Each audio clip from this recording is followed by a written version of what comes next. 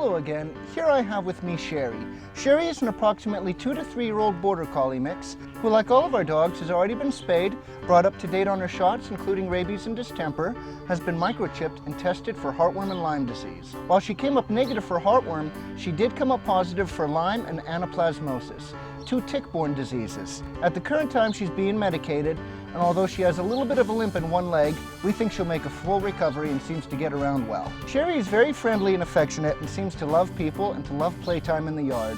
We're not sure what she's like with other dogs, so as always, if you have one of your own and are planning on adopting her, we'd want to do a meet and greet to make sure they'll get along. It's important to note that Sherry here is a very active herding breed. We recommend somebody who has a lot of time for running and playtime with her. Not only do dogs like Sherry here face the threat of ticks and other insects during this hot weather, but the heat itself can be quite an opponent. Make sure to keep your dogs watered and indoors as often as possible, and limit the amount of playtime outdoors and in the yard. It's also important to note that when walking your dog on extremely hot days, their feet could take burns from the pavement.